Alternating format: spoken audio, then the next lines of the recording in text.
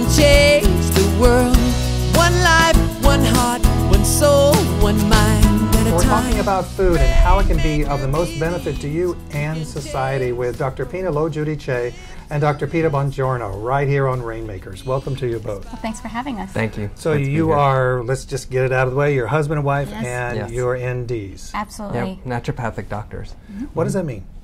Well, a naturopathic doctor is very similar to a primary care physician in the sense that we get a medical training quite equivalent, but we also get a lot of training in holistic medicine, and the underlying philosophy is to really try to heal the body using the most natural things possible to get the body to heal itself. I thought that was what drugs were for. Well, you know, drugs can be very useful and very important, especially in emergent situations. But, you know, from our standpoint, a lot of the, you know, over 70% of diseases can be preventable. And so natural medicine is a great way to actually prevent illnesses that many people are suffering from. How so? Well, you know, from our standpoint, we have basic tenets about, you know, what causes inflammation in the body, and we have, we are taught in the very beginning of our medical school about certain philosophies of like using nutrition to optimize our immune system, stress modification, good quality sleep, exercise, all those wonderful things that, you know, our ancestors used years ago that are vital to our health that I think we have forgotten in our modern age, and what we've also become experts in and utilizing things that also Mother Nature gave us in terms of herbal medicine, vitamin therapy, homeopathic medicines. So all these things actually support our body and allow to change our physiology rather than suppressing and shutting down body mechanisms. So this is a lot more than just eating fruits and vegetables. Correct. Absolutely. What's the number one thing, if I were to be able to want to do this today, if I were to want to change my life, what would I do? Except I'm not giving up Diet Coke. Not giving up Diet Coke. Okay. Well, Everybody has a vice. Go ahead. You know, I think for each person it's different, and you have to start from where you are. So, for example, you know, if Diet Coke for you represents a ritual that's important to you, then as a naturopathic doctor, that's probably not the first thing I'm going to want to change. I might be interested in what brings about the need for Diet Coke and maybe where some of that came from, and I'd also be interested in whether it has a toxicity that's important to a condition of yours. But we might want to start with something more simple. Say, okay, well, you know what, we're not going to change the Diet Coke, but what I do want you to do is have a nice glass of water with maybe some lemon first thing in the morning, and make sure you're getting 40 ounces of pure water a day. Why is that? Well, because hydration is a key. Our bodies are 80% water, and the membranes flow, and things go in and out, and toxins get released and leave your body through hydration and through water. And many of us are just plain dehydrated, and it doesn't allow our bodies to work to their optimum. What should change first about the American diet? Let's stay in the United States for right now. Oh, wow. In my opinion, what should change first? I think what I'm most passionate about is, especially in children's health, is the amount of processed food.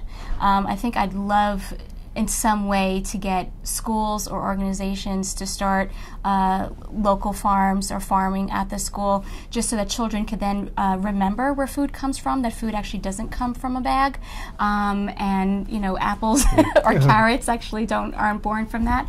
So I think from my standpoint of actually making the country more aware that through food they can change and heal their life, and it's very powerful medicine, good nutrition.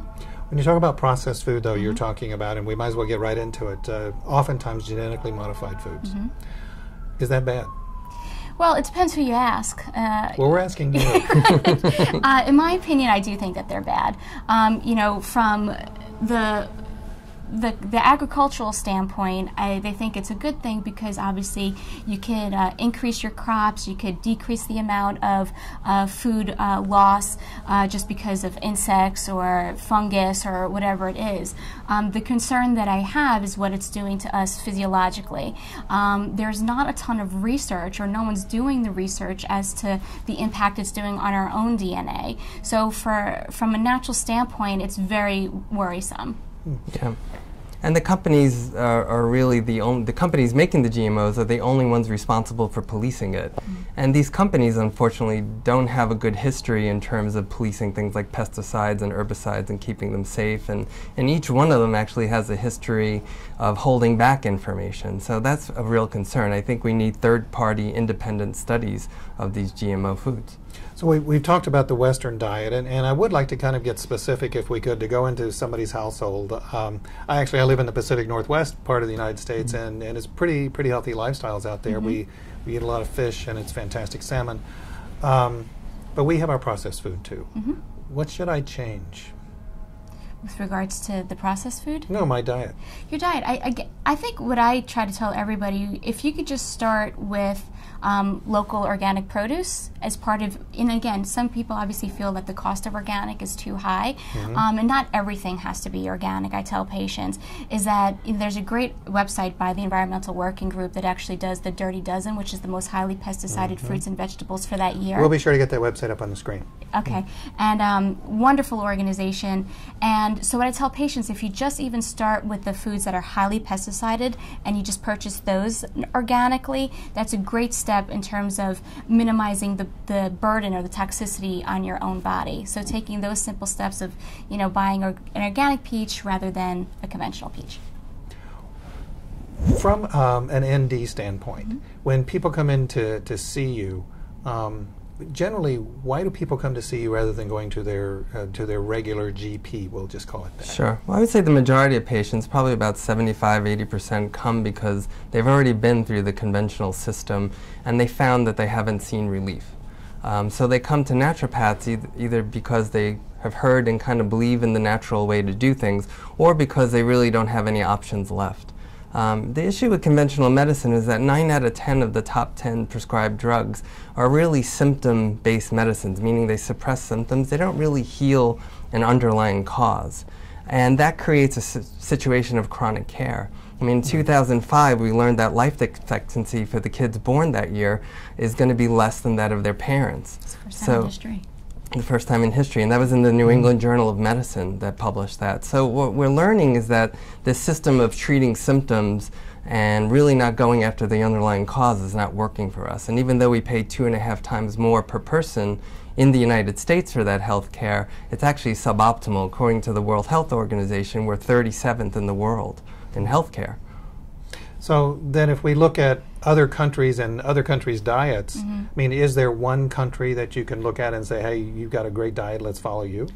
If I had to pick one, I would say the studies are definitely towards the Mediterranean diet. And we're not just saying that because we're Sicilian, but because there's really some substantial studies about that. And it seems that the Mediterranean diet, which is high in things like fish, high in healthy oils like olive oil, low in processed foods, very low in processed foods, high in nuts and grains and beans and things like that, it seems to lower inflammation. And inflammation is the underlying cause of pretty much every chronic illness. Really? Absolutely.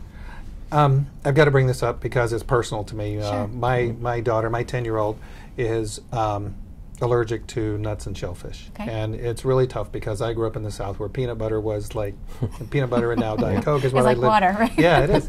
But I've seen there's more and more and more. In fact, my child's school is completely nut-free because there's so many children. Right. I'd never seen that before. When I was growing up, I didn't know anybody that had a nut allergy.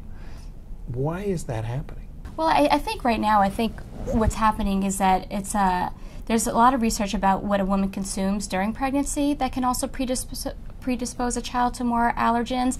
And I think because not only with that is that not only what a woman's eating usually in a rush, because now women are more in the workforce during their pregnancies, which creates a lot of stress to the fetus as well. And there's a new field of research called there with epigenetic studies about what is happening in utero that's actually turning on good or bad genes, and most likely bad genes.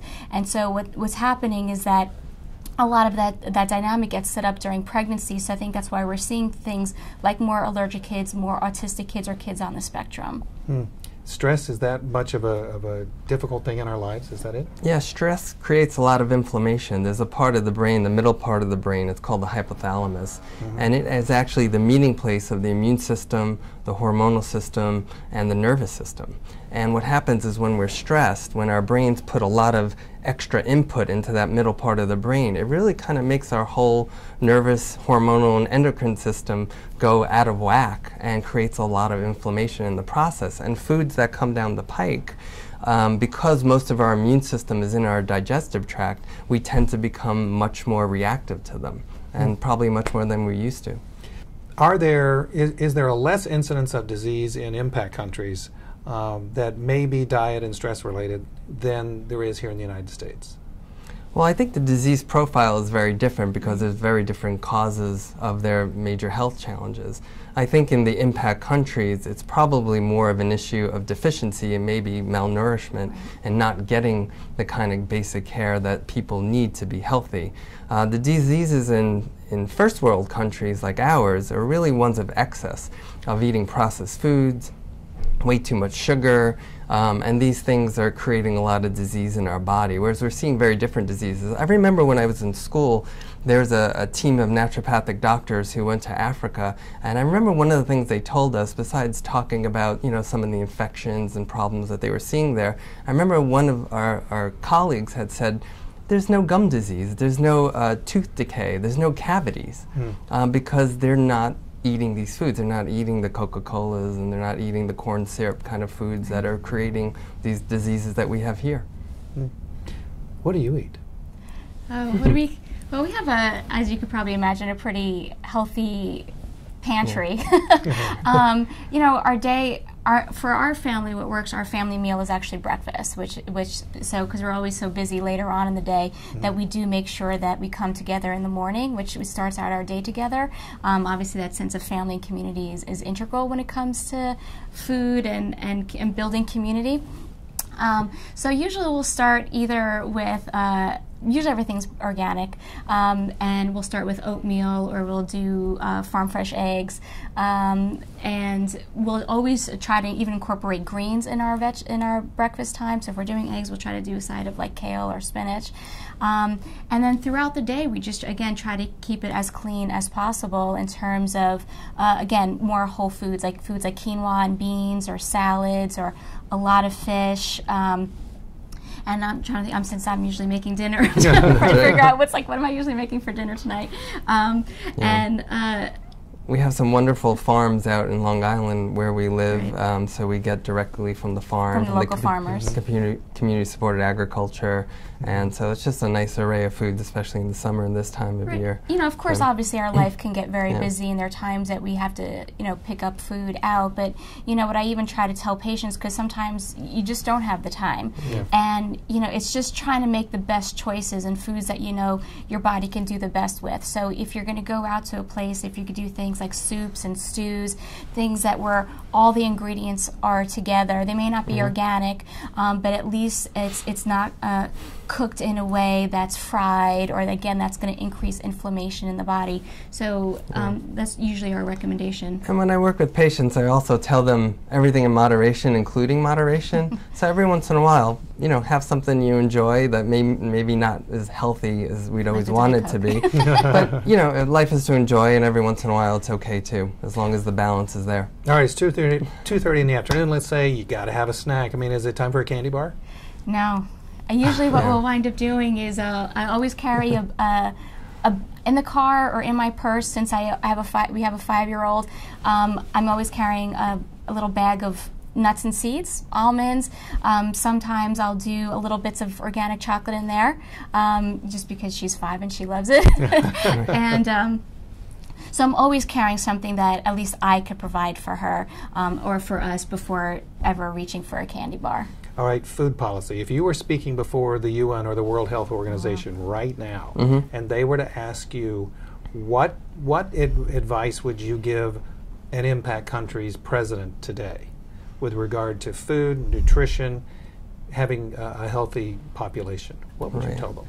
Well, I think it has to be about education. It has to be about teaching people to be able to grow their own food and then giving them the resources to do that. I mean, in the end, we're all responsible for our own foods, and I think probably the most economical way is through education, is teaching people that they can grow their own healthy foods. They can even grow their own medicines. You know, one of the reasons why we have the health issues is because a lot of the ways we treat, like I said, are very symptom-based.